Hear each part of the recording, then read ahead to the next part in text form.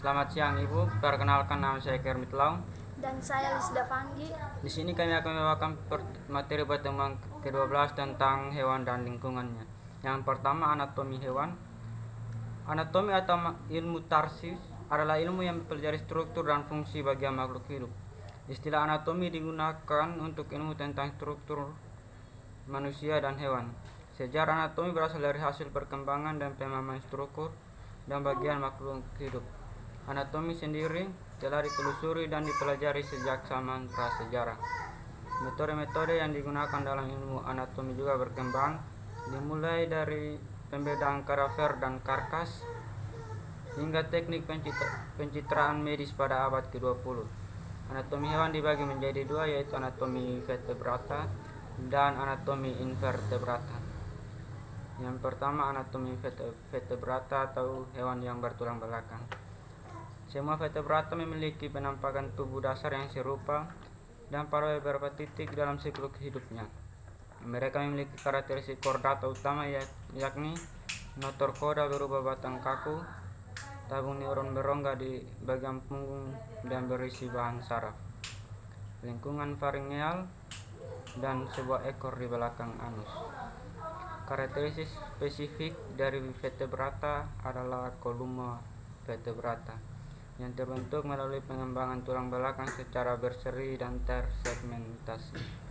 Pada sebagian besar vertebrata, notochorda menjadi nukleus pulposus dari cakram intervertebral.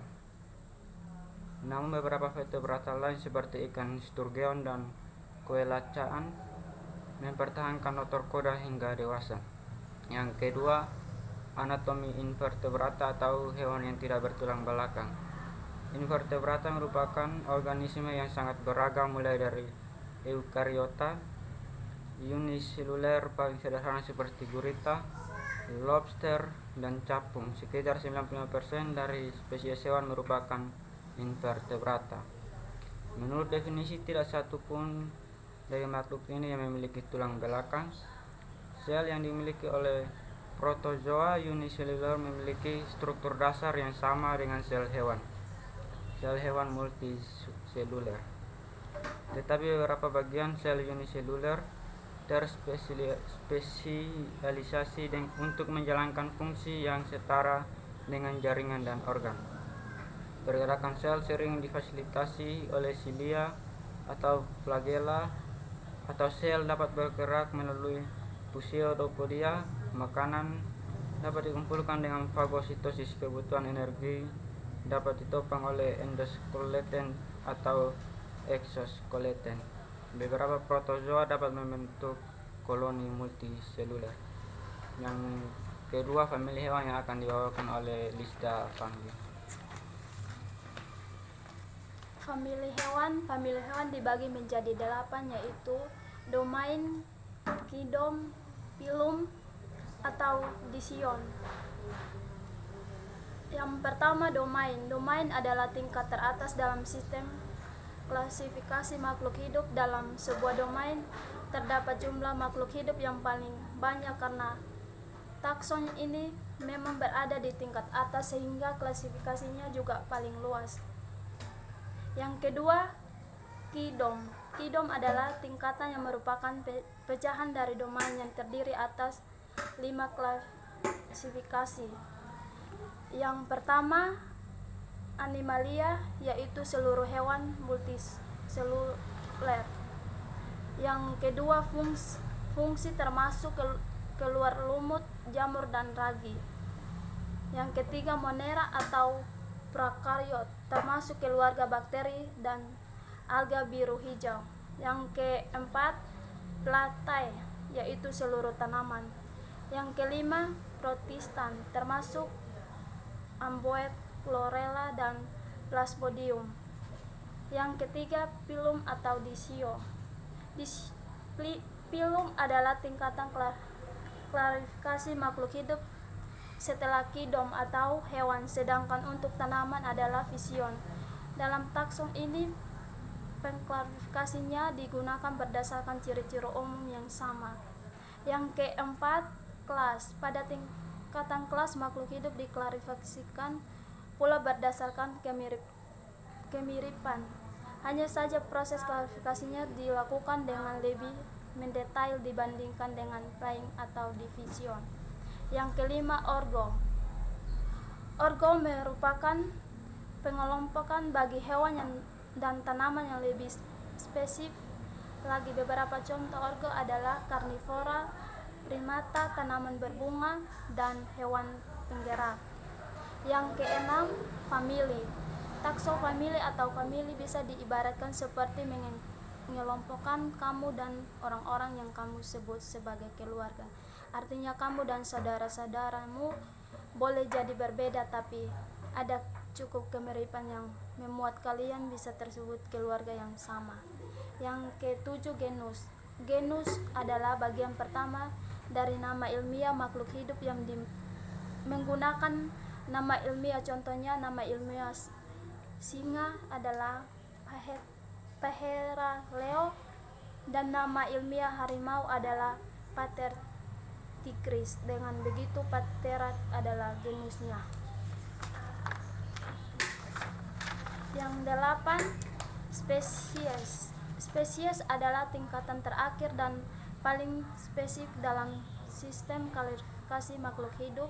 Kamu bisa bayangkan bahwa makhluk hidup dengan spesies yang sama adalah sekelompok makhluk hidup yang sama dan paling pas untuk berkembang biak dengan menghasilkan keturunan yang sehat. Yang ke-C, hewan dan lingkungan. Yang ke-1, lingkungan biotik. Setiap organisme di muka bumi menepati habitatnya masing-masing. Dalam suatu habitat terdapat lebih dari satu jenis organisme dan semuanya dalam ekosistem hewan berinteraksi dengan lingkungan biotik, yaitu hewan lain, tumbuhan, serta mikroorganisme lainnya. Interaksi tersebut dapat menjadi antar individu, antar populasi, dan antar komunitas. Faktor-faktor yang mempengaruhi kehidupan hewan adalah sebagai berikut.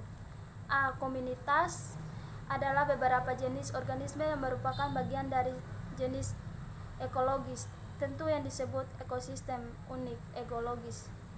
Yang B.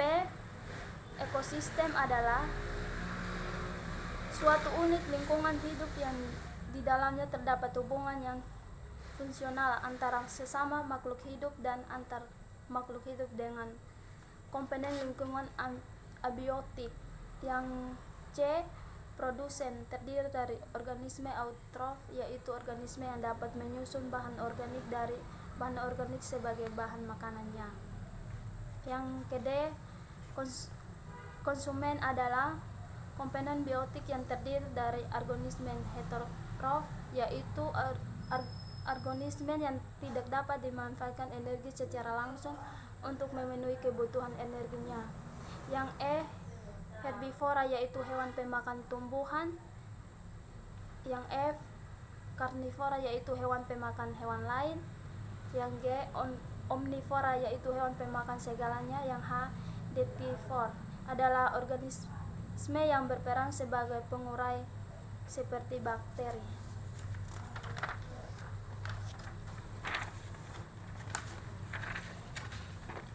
Yang kedua, lingkungan abiotik. Hewan adalah organisme yang bersifat motil, yaitu dapat bergerak dan berpindah tempat. Gerakannya disebabkan oleh rangsangan tertentu yang berasal dari lingkungannya. Faktor-faktor yang merangsang hewan untuk bergerak adalah makanan, air, cahaya, suhu, kelembapan, dan lain-lain. Yang pertama, materi. Bahan-bahan atau zat yang diperlukan oleh organisme untuk membangun tubuh. Materi terdiri atas zat-zat anorganik seperti air, garam, dan mineral, dan zat-zat organik tubuh organisme lain atau sisa-sisa tubuh organisme yang sudah mati. Yang kedua, ruang. Ruang adalah tempat yang digunakan organisme untuk menjalankan siklus hidupnya. Yang ketiga, medium. Medium adalah bahan yang secara langsung melingkupi organisme dan organisme tersebut berinteraksi dengan medium, seperti ikan menerima zat-zat dari mineral dan air sebaliknya menerima kotoran ikan dalam air. Tanah merupakan substrat bagi tumbuhan untuk tumbuh, merupakan medium untuk pertumbuhan akar dan untuk menyerap air dan unsur-unsur yang terkandung di dalamnya. Demikian presentasi kami, sekian dan terima kasih. Selamat siang Ibu.